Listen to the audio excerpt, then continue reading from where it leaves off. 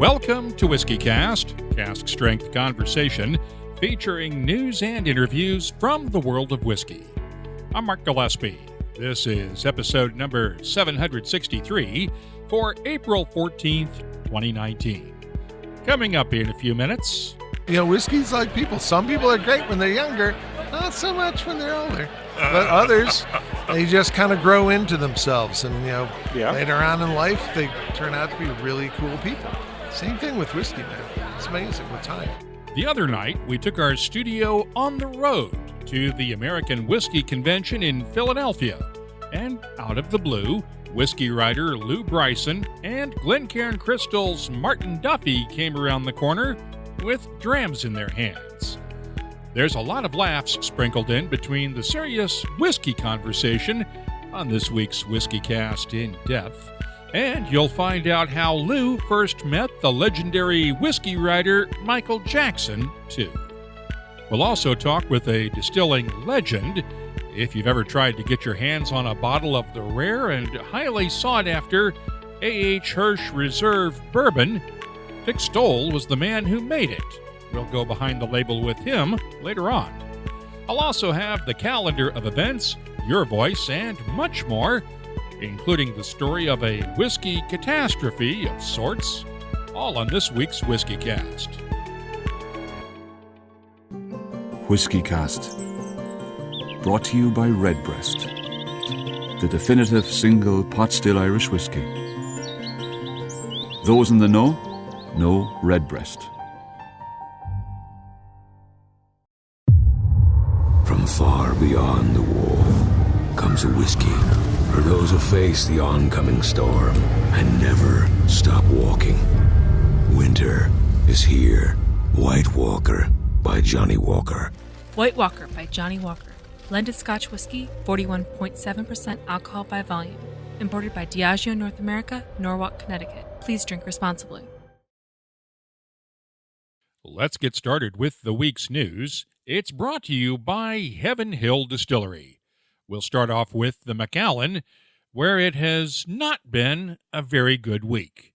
Tuesday, Bladnoch Distillery announced that it's hired Nick Savage away from the Macallan to become its new master distiller. He led the whiskey-making team at the Macallan after taking over for former whiskey maker Bob Dalgarno, and just recently released the first Macallan expression with his name on it, edition number 4. Savage will start at Bladnoch on July 1st, along with new distillery manager Neil Bullock. They're taking over for former master distiller and blender Ian McMillan, who left Bladnoch at the end of January. On top of that, the centerpiece of the Macallan's brand new global ad campaign has been banned in Great Britain. The TV commercial shows a man leaping off a mountain and turning into a bird with the tagline, "Would you risk falling for a chance to fly?" Britain's Advertising Standards Agency ruled this week that the ad promotes irresponsible behavior and cannot be shown again in the UK without major changes. An Edrington spokesperson says the ad's theme focuses on bold decision-making. The company will take that criticism into account as it develops the campaign going forward. I mentioned Bob Dalgarno a minute ago. He has landed with a former Edrington distillery. Glenturret's new owner has brought him on board as its new master blender. ScotchWhiskey.com reports the joint venture between the League Group and Switzerland's Hans-Jörg Wyss has also brought former Macallan creative director Ken Greer out of retirement to serve as a strategic consultant. Dalgarno and Greer worked extensively with Lalique chairman Silvio Dens during their years at the Macallan. They'll be working on a relaunch of the brand as a single malt, with plans to release new expressions next year using the stocks of maturing whiskey that were part of the distillery's sale. In other news, Four Roses has completed its $55 million expansion project at the distillery in Lawrenceburg, Kentucky, and its warehouse and bottling complex in Cox's Creek near Bardstown. The expansion will double the distillery's production capacity to 8 million proof gallons a year. But, as master distiller Brent Elliott told us recently, they won't be using all of that capacity at first. We're not going to double our sales from one year to the next. So we're kind of easing into it. And the other reason is 16 fermenters haven't been put in yet. So we're only utilizing 8 more. But we're using both stills, both doublers, the extra yeast tubs. I mean, all that's being utilized. But we're having to balance it so that we're only running at 33% extra capacity. So you'll put those 16 fermenters in over time? Yeah, the next 2 years. Meanwhile, we reported a couple of months ago on a new addition to the Four Roses lineup.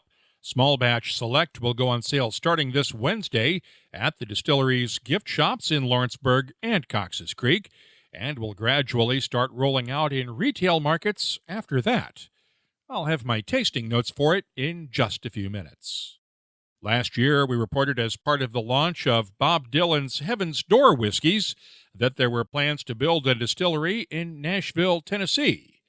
The plans are moving forward with an official announcement this week that the historic Elm Street Church will be converted into a distillery and entertainment center, along with an art gallery that will feature some of Dylan's work.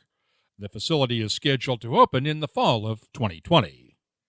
Kentucky Derby weekend is coming up soon, and Diageo is re-releasing its 22-year-old Blade and Bow bourbon just in time for the Stitzel-Weller Affair party Derby Eve, May 3rd.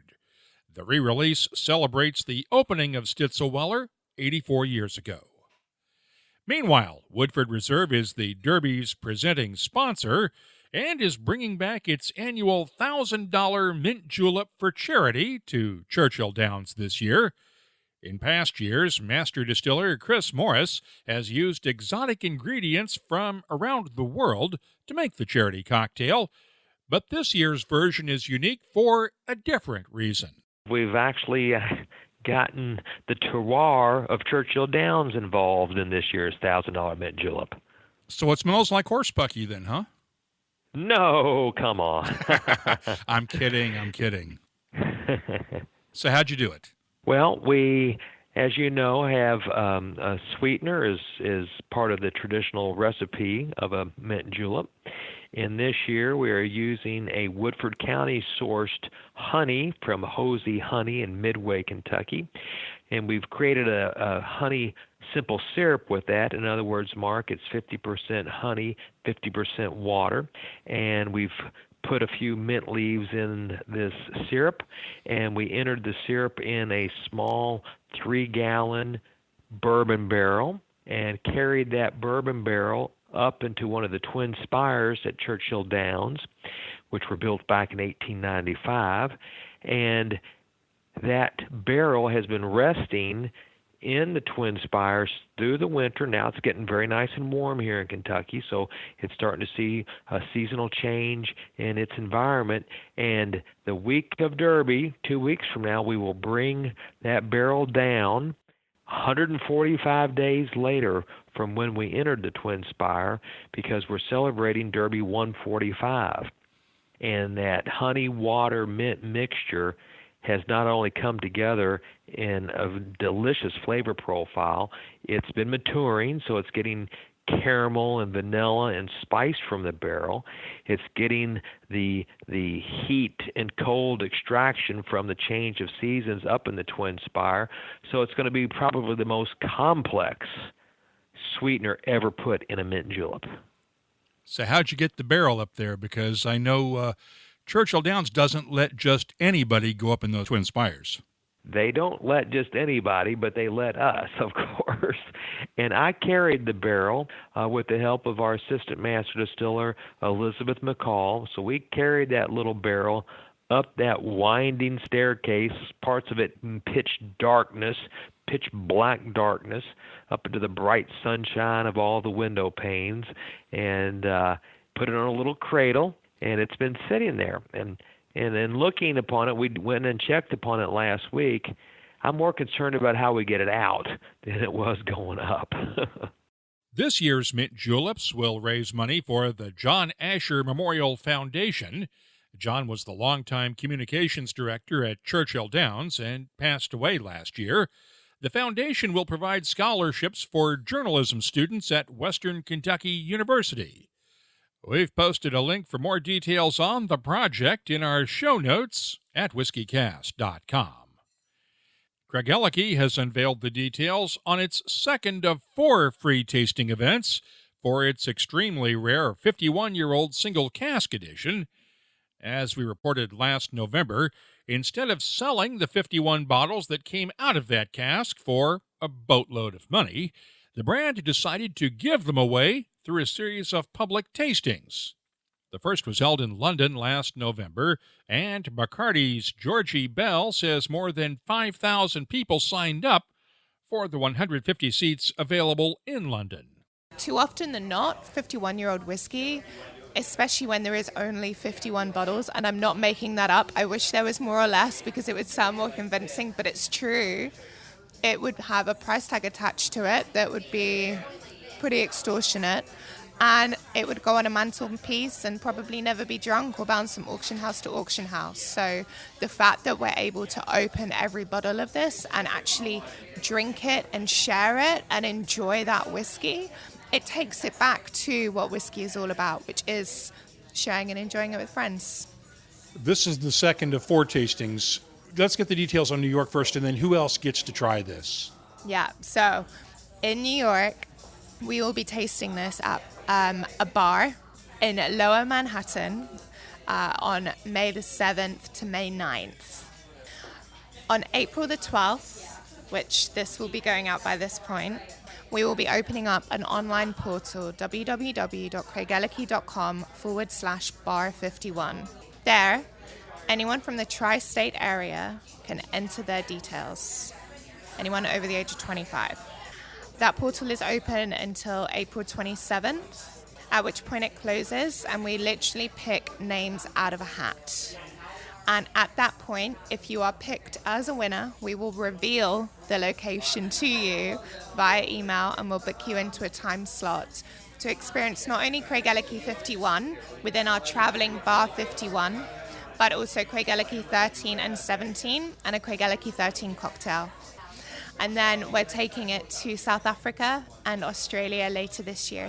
We've posted the link to sign up for the Craigellachie 51 New York tastings at whiskycast.com.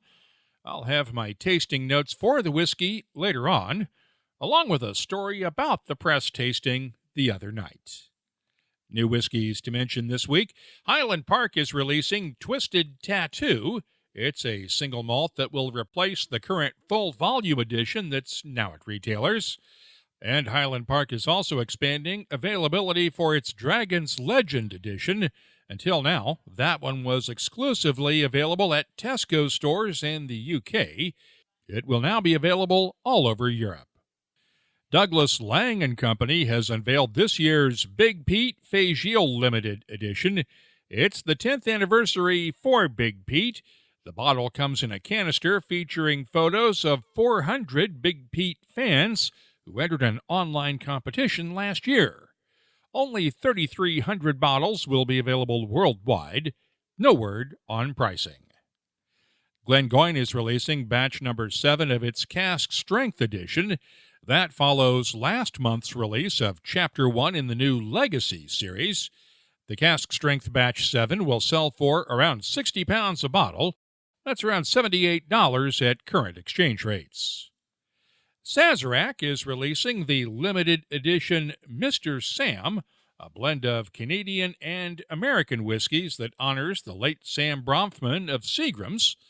Sazerac's owners started working with Bronfman in the 1940s to bring his Seagram's brands into the U.S.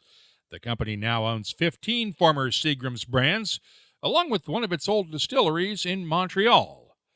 The whiskey for Mr. Sam was created by Sazerac master blender Drew Mayville, who was also the final master blender at Seagram's before the company was broken up. It'll be an annual release with just 1,200 bottles available this year at a recommended retail price of around $250 a bottle. And finally, the debate over the oldest licensed distillery in Scotland may finally be over. It would appear that Little Mill is the apparent winner.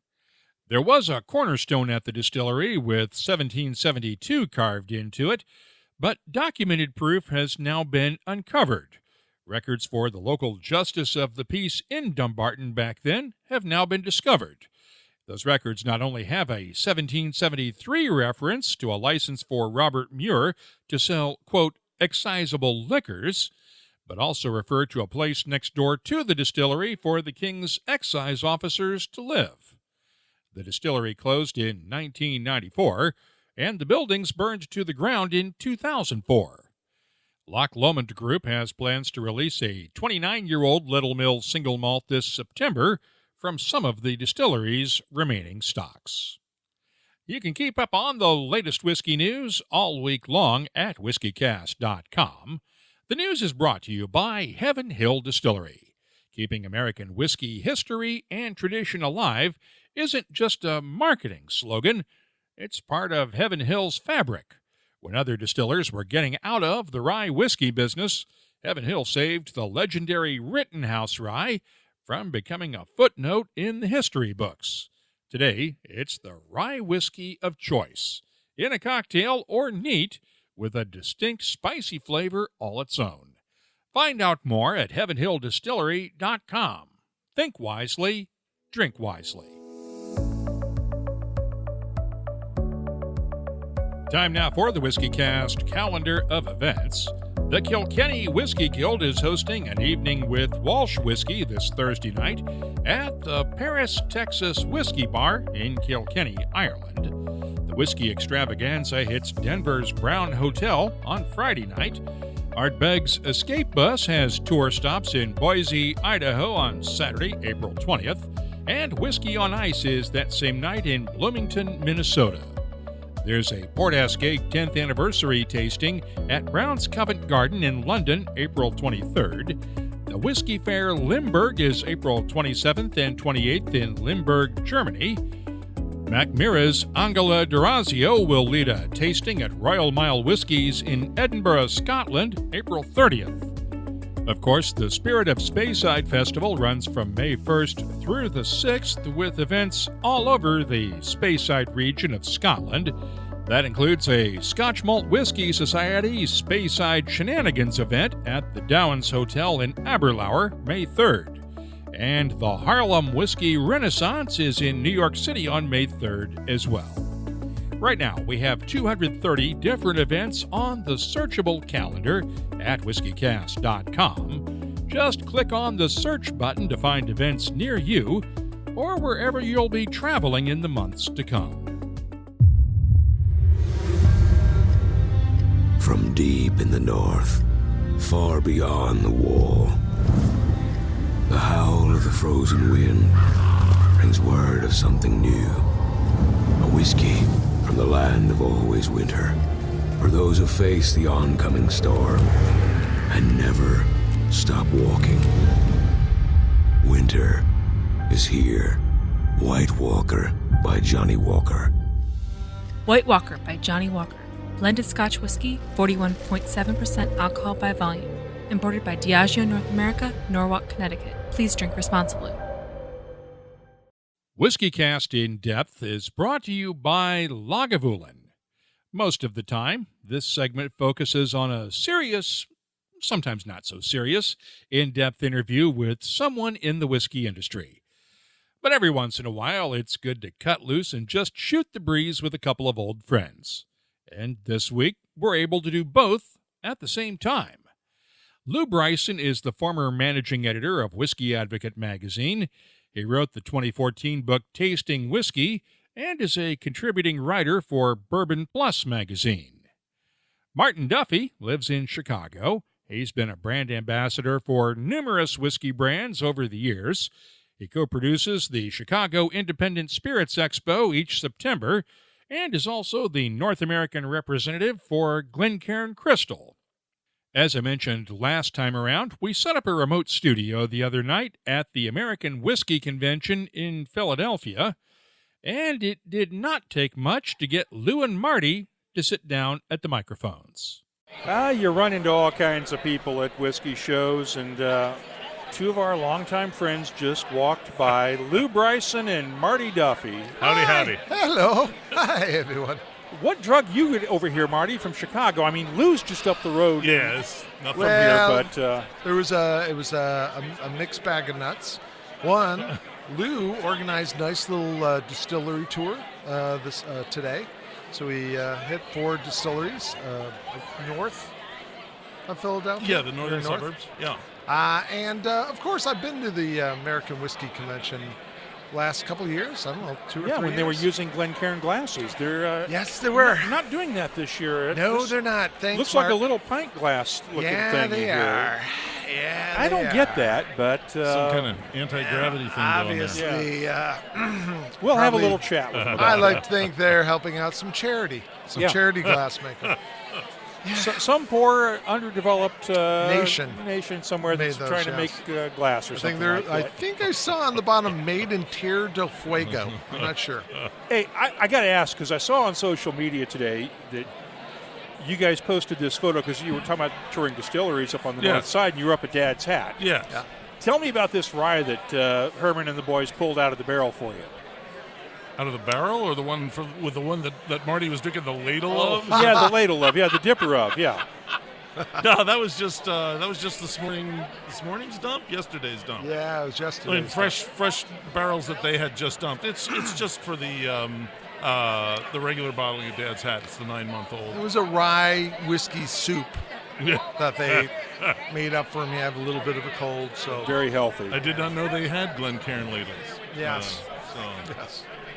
We have Glencairn everything. Glencairn jackhammers made of pure crystal. I wouldn't recommend them. Yeah, they don't work really well, but they work really well once. They look good if you pretend like you're using it, but don't actually use it. Lou, what are you working on these days? I know you're working on another whiskey book, aren't you? I am working on another book. I should be working on it right now, but I had to take a day off. I'm doing a book. The working title is Whiskey Masterclass. It is a book about essentially every input on whiskey flavor. It all came out of something Bill Lumsden said at a tasting a few years back. He said, people say that at least 50% of the flavor comes from the barrel. He says, I hear that and I think, 50% comes from somewhere else. And that's essentially what this book is about. So where does it come from? Oh, God. Besides the caramel coloring. Yeah. But don't give away the ending. No spoilers. No, I mean, it comes from amazingly varied things. Obviously the different grains, the different toasts and chars on the wood, the different types of wood. I mean, you get American oak, Spanish oak, French oak, Hungarian oak, Mongolian oak, as Buffalo Trace showed us. What kind of still you use, how you run the still, how the still's shaped, what the weather was the day you fermented it. There's a lot of different things that go in, and some of them are small, but even the small things make a difference. And the cool thing is we never know what's going to happen from barrel to barrel. Yeah. That's what makes this so much fun. Yeah. It is. And that's what makes the blender such an amazing person. Oh, yeah. Yeah, to get consistency out of difference every time. Yeah, I mean, we've been making celebrities out of the master distillers for the last few years, but it really is the blenders who actually have to do the grunt work. Yeah. Because that's a hair of a job. Yes. I couldn't do it. No. Oh, my Lord. It's a lot harder to blend than it is to distill. Yeah. Yeah. I mean, I was at that... they had us over, you get these press trips, and Ardbeg had us over for Anno, the launch. And the idea that... They had one of us over for okay, Anno. Right. Okay. The idea that it took, I want to say 9 months to develop that blend. Most of us think like, we're going to make a new whiskey, let's go in and put some of this into maybe a week. It's not like that. No, I remember Dave Pickerel telling me about blending some of the Whistle Pigs. No, he was taking samples along on trips, so when he came home or came back to his hotel room, he'd be sitting there like, maybe a little of this. How about some of this? Right? No, that's still not right. I'll try it again tomorrow. And it's just, pounding your head against it or your nose against it. Yeah. And too, when you think of some of the tasting rooms I've seen where they have all these different samples, and it's still a work in progress, but they must have some. One in Texas, I won't say who, had about 100 samples that they're still playing with. They're trying to get it just right. No, I still remember. I mean, Lumsden saying that the secret in the Anho was that he left it alone for a while, and after a while realized that the longer he left it alone, the better it tasted.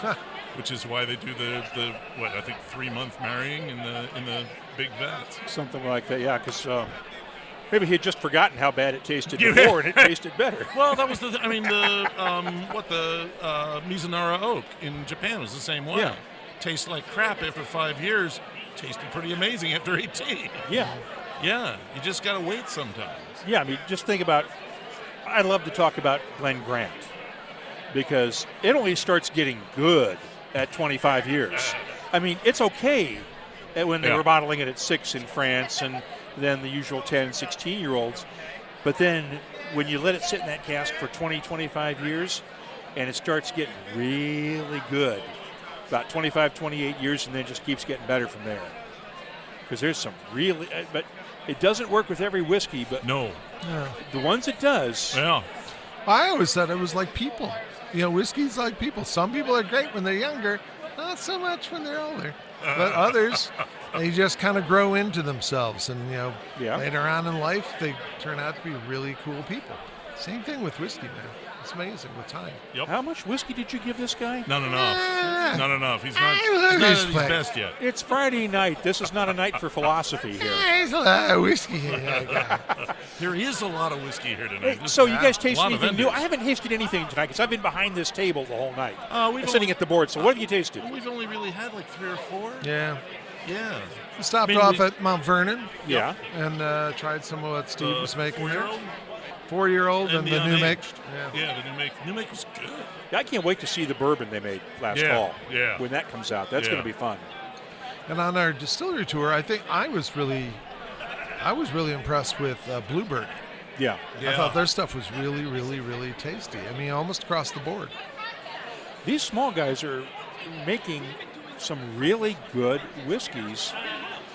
The big guys, they couldn't make these solo craft whiskeys because it's a rounding error for those guys. Right. They can't make a whiskey where you can only make a few cases or make a few barrels of it. Yeah. But the little guys can. There's I don't know if you guys have had a chance to try Jep the Creed out of Kentucky yet. Oh, sure. Their Bloody Butcher bourbon. Oh, what's coming out next month? That is good stuff. It was just, who was it?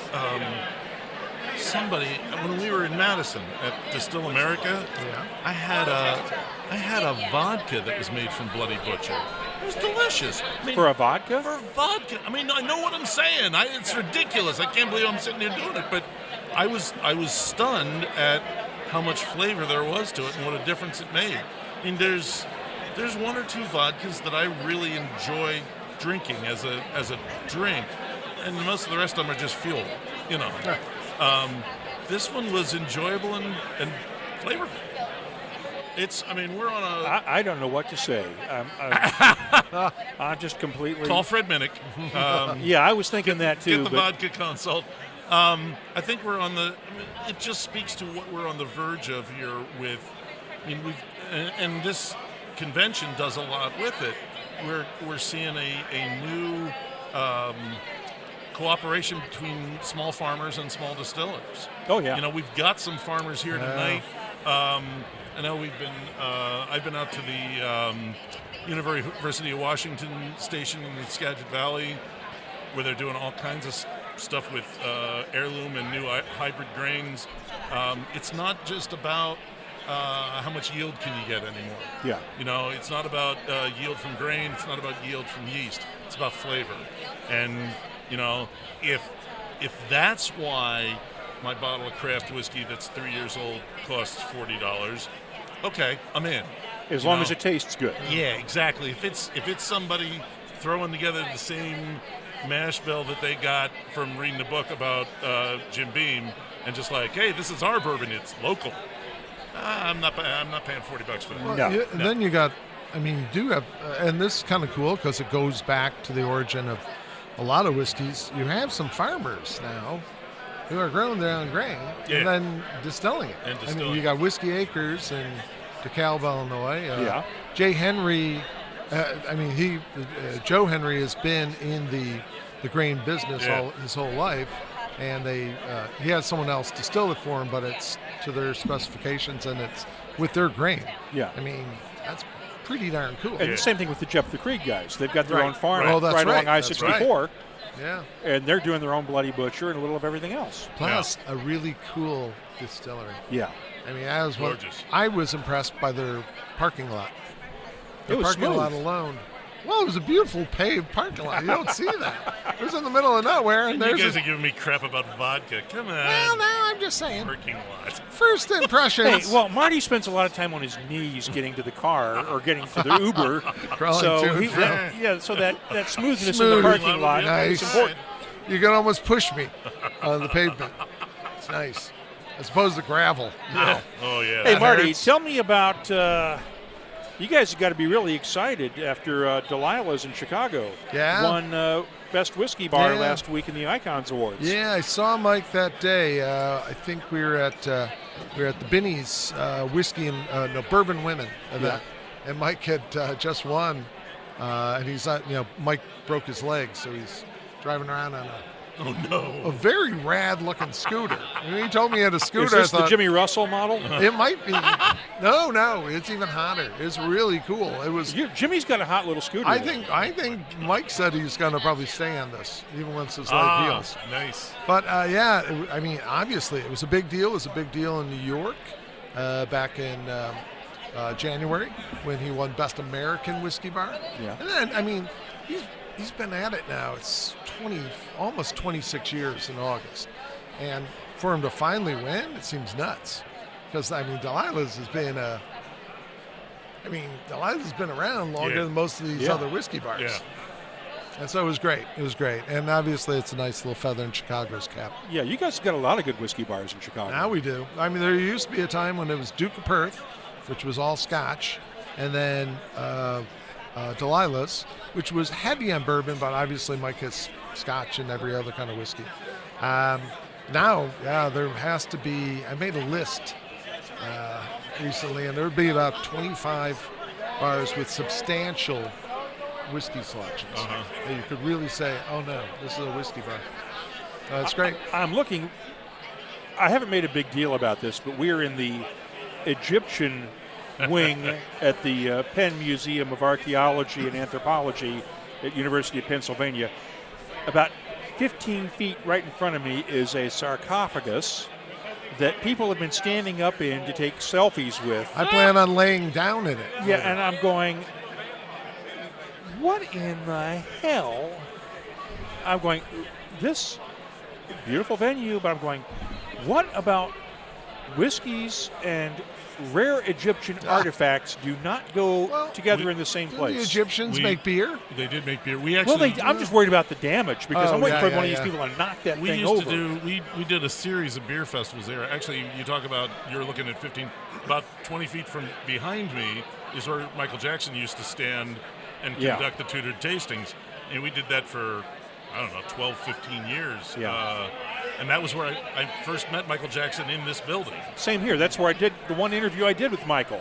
Was in the cafeteria over here getting ready for one of your tastings. I met him in the men's room, so I don't know if that's better or worse. Well, that's a story. Hey, come on. I met Michael Jackson in the men's room.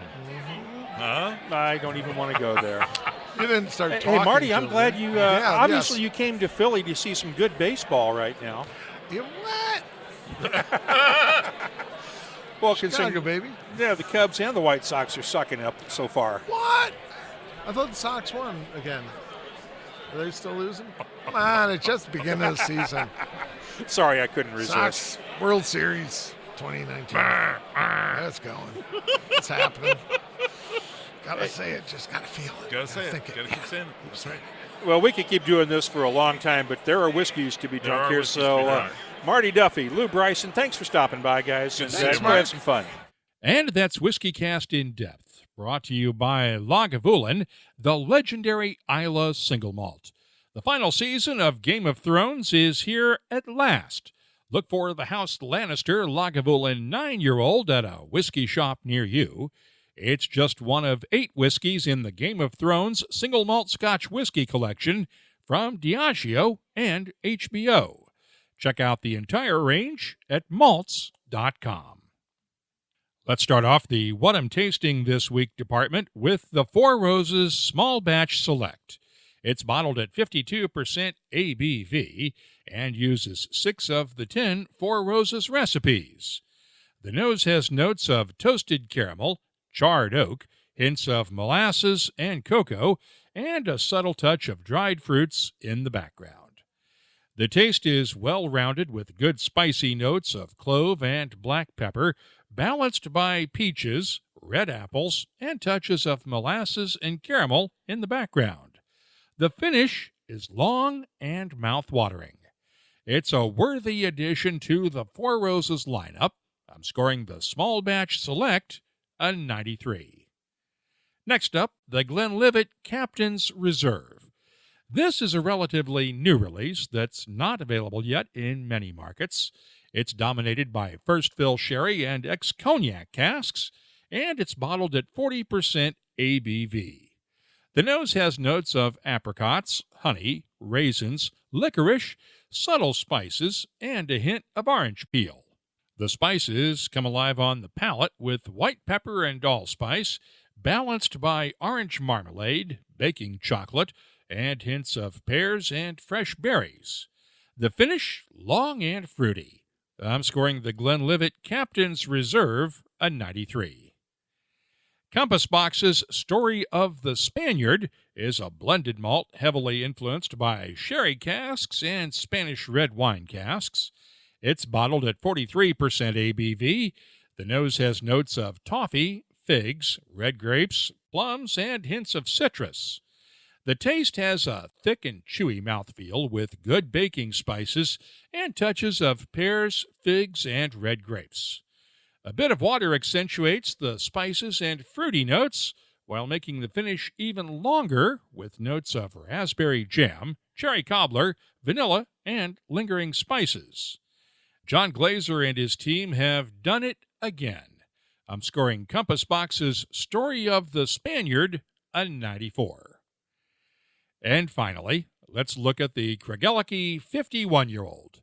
Once again, it was distilled in late 1962 and taken out of the cask in early 2014, then kept in glass until it was ready for bottling at 40.3% ABV. The nose is very subtle and complex, with notes of dark honey, beef broth, hints of tropical fruits, and muted spices. The taste, though, is anything but subtle. It's vibrant, fruity, and tart with tropical fruits like mango and papaya, along with grilled pineapple, dried flowers, honey, and gentle hints of ginger and nutmeg.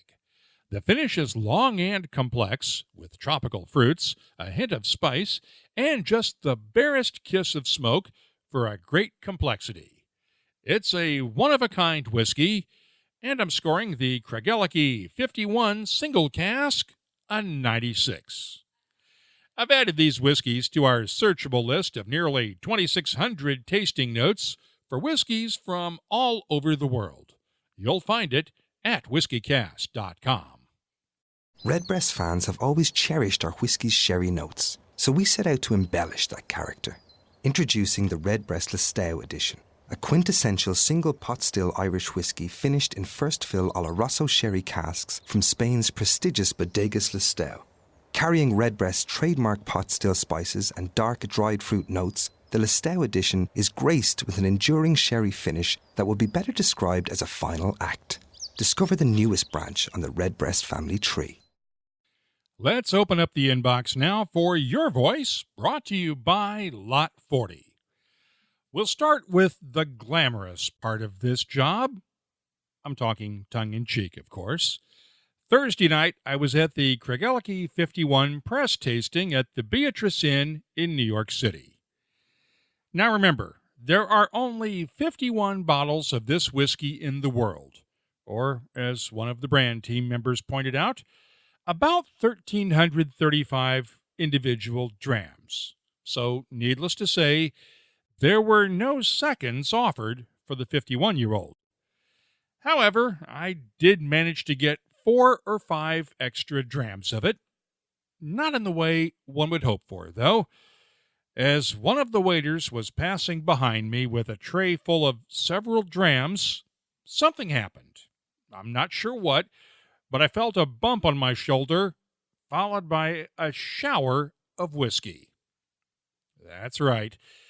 I had a priceless whiskey spilled all over my right sleeve and shoulder. Did I get mad? Hell no. I did what any self-respecting whiskey lover would do. I nosed my sleeve, then started trying to see how much of that 51-year-old whiskey I could wring out of it, as everyone else in the room was cracking up laughing. I shared this story on Twitter with the hashtag #BestCologne_Ever. Here are some of the responses. From @TheHonorableJ, I hope that waiter's bar manager is as benevolent as I am. From our good friend Hans Offringa, your dry cleaner will love you. Nope, let the shirt dry at home and enjoyed the smell until it faded away. And from @EternalExpanse, OMG, that waiter is never going to live it down. I wish someone would spill some of that on me. No, you don't. Now, we get asked occasionally why there are no transcripts of WhiskyCast episodes available online. I've been testing some different transcription services that use AI or machine learning to do the job. Let's just say that they all still have a lot to learn. Here's an example. I uploaded an audio file to one service this week that had a reference to single barrel. The computer promptly translated those 2 words to, and I'm not kidding here, dingleberry.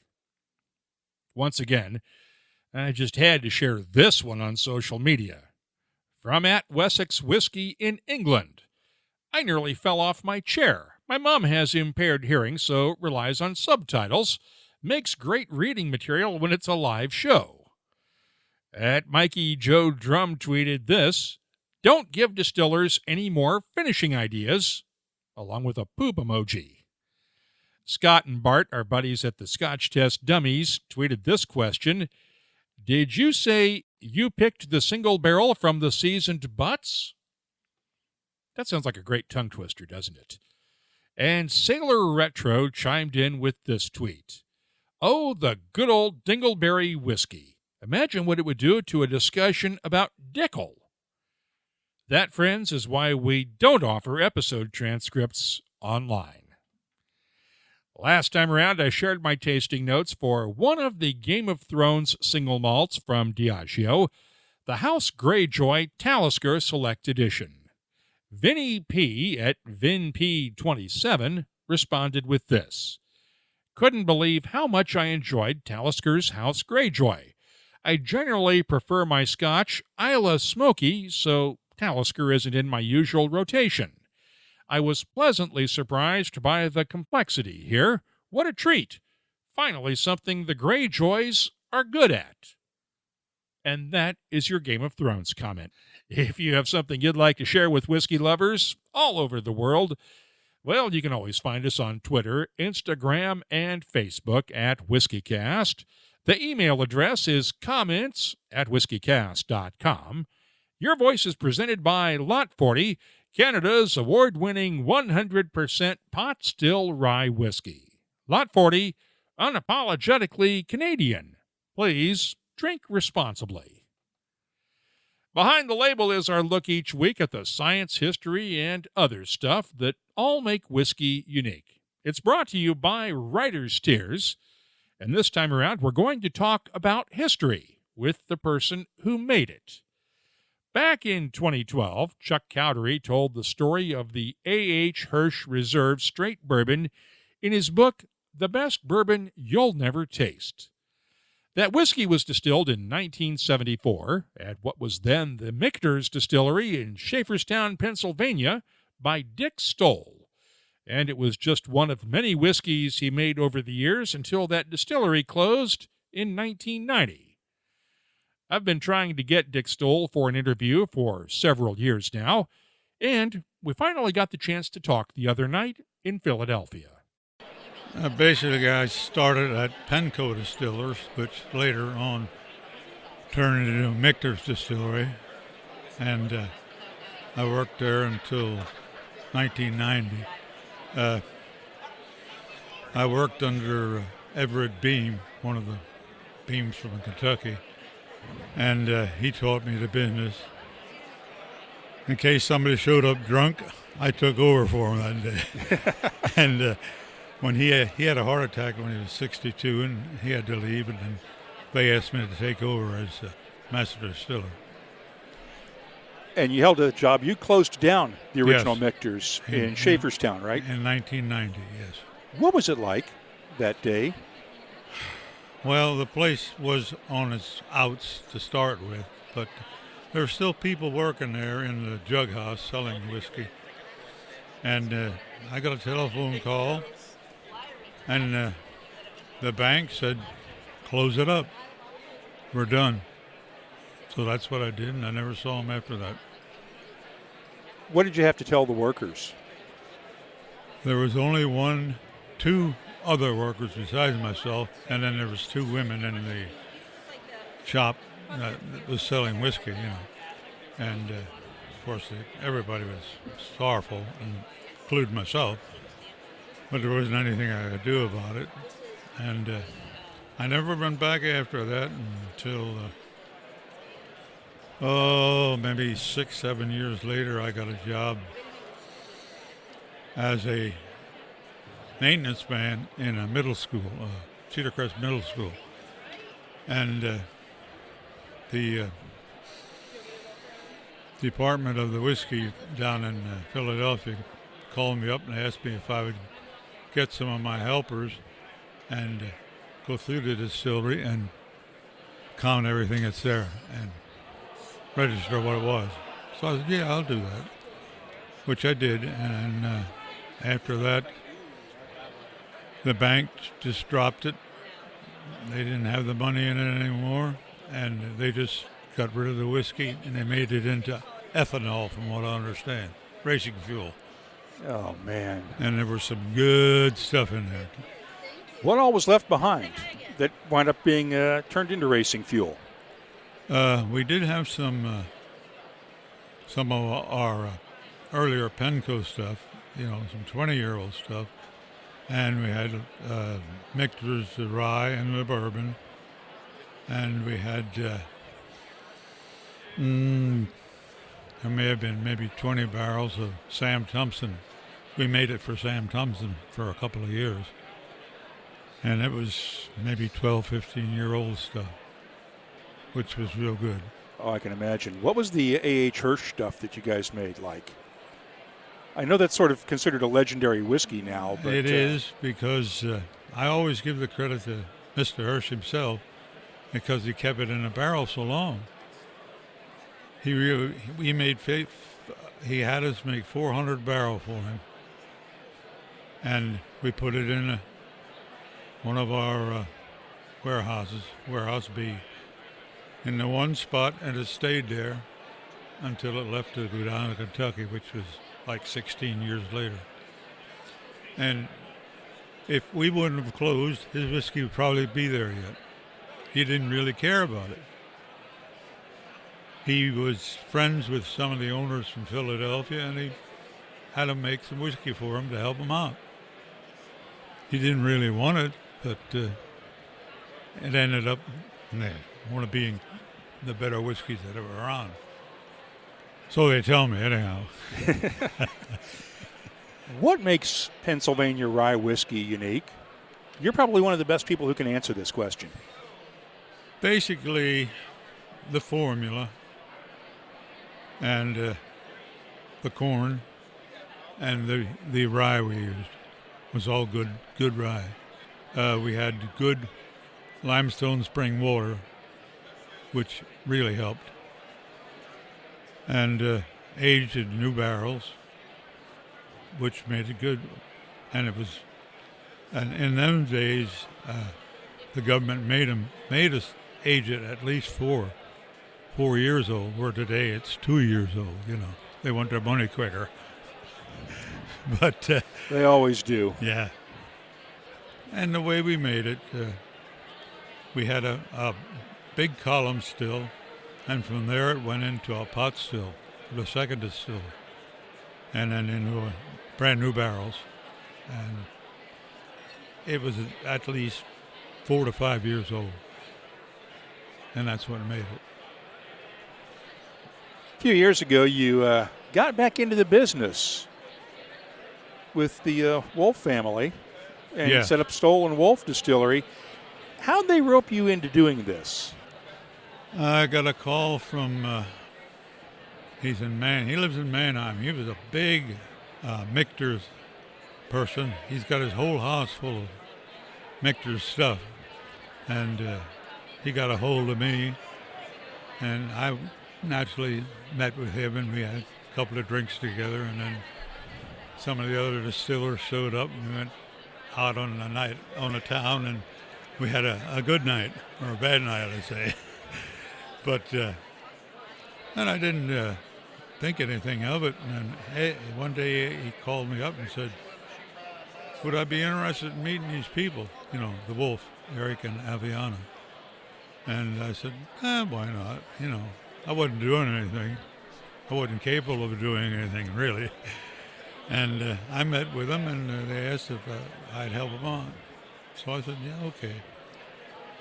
So I got percentage of the business, and since then I've helped them out. And you've basically taught them how to make whiskey, haven't you? Yes. I know that you took some stuff, I believe, down to Maryland or Virginia a while back and did the distillation down there and then brought it back up while they were still getting their distillery built, right? Yes. That was a good whiskey. Yes, it is. We still have some of that. That was the Silverback Distillery in the Shenandoah Valley of Virginia. They just started another distillery up in the Poconos. So they have the second one. And the daughters are running it, or actually the master distillers are distilling it. And I just talked to the one tonight, the one from Virginia. She was here. And I asked them how they were doing up in the Poconos, because I'd heard about this place going in, and my wife and I were staying up there. And we drove around till we found it. It was an old airplane hangar, and they were just starting to work on it. Now I understand the one daughter is running it, and they're making gin and whatever. But I want to stop up and look in on it. And they're still operating down in Virginia. Yeah. The reason they did it, they said because of the taxes in Virginia were so high that their profit was down. That's about all I can say now about that. But they do make good whiskey. Oh, sure. What do you make of the whole craft distilling revival over the last 10, 15 years? I agree with it. I think it's very, very, very good for people to get into it. It's been in Pennsylvania ever since Pennsylvania's been here. And, of course, we had to run down to Kentucky when George Washington run us out. But they still made the moonshine, and now they're making moonshine, but it's legal, and it's good stuff. These craft distillers, every one that I've tasted is really good whiskey. What do you want to be known for in the whiskey world? I really don't know. I couldn't tell you. I did my job.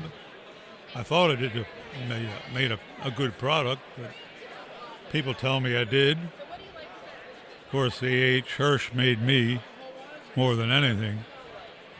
But outside of that, I went to work every day and did my job. Well, thank you for doing this. I really appreciate it. It's great to finally get a chance to talk to you. Okay. Nice meeting you. And if you're not familiar with what happened to the Michter's name after that distillery closed, since there is a Michter's whiskey today, the rights to the name eventually went dormant after the original Michter's went out of business in Pennsylvania. Chatham Imports secured the rights to the Michter's brand and revived it in Kentucky. The reason I did not ask Dick Stoll about any of this, he and his partners, Eric and Aviana Wolf, got into a legal dispute a few years ago with Chatham over the rights to another name for that old distillery, Baumburgers. Stoll and the Wolves tried to use that name for their whiskey, but could not afford to challenge Chatham for the rights in court. That's why their whiskeys today carry the Stoll and Wolf label. If you have something you'd like us to look at on Behind the Label, just use the contact form at whiskycast.com to get in touch with us. Behind the Label is brought to you by Writer's Tears. Writer's Tears Copper Pot, an 18th century style of premium Irish whiskey, blended from single pot still and single malt. Like yourself, it's one of life's treasured rarities, and what's rare is wonderful. Writer's Tears Copper Pot. That's all for this episode of Whiskey Cast. You'll find links for the stories in this episode, but no transcripts, in our show notes at whiskycast.com. That's also where you'll find links for the Whiskey Cast Tasting Panel podcast and our Whiskey Cast HD videos, the latest whiskey news, tasting notes, photos, and a whole lot more. If you'd like to help us spread the word about Whiskey Cast, please take a minute and leave a review or a rating on Apple Podcasts, Google Podcasts, or your favorite podcast app. It really does help. Reviews and ratings figure into the search results that can help other whiskey lovers find the show when they're looking for podcasts. In the meantime, you can look for us online. We're on Facebook, Instagram, and Twitter at WhiskeyCast. The email address is comments@whiskycast.com, and we'd love to hear from you. From deep in the north, far beyond the wall, the howl of the frozen wind brings word of something new. A whiskey from the land of always winter, for those who face the oncoming storm and never stop walking. Winter is here. White Walker by Johnny Walker. White Walker by Johnny Walker. Blended Scotch whiskey, 41.7% alcohol by volume. Imported by Diageo North America, Norwalk, Connecticut. Please drink responsibly. Whiskey Cast. Brought to you by Redbreast, the definitive single pot still Irish whiskey. Those in the know Redbreast. Whiskey Cast is produced by Cask Strength Media, copyright 2019, and comes to you each week from the charming, yet regrettably dry town of Haddonfield, New Jersey. I'm Mark Gillespie, reminding you that when you drink, please drink responsibly. Thanks for listening.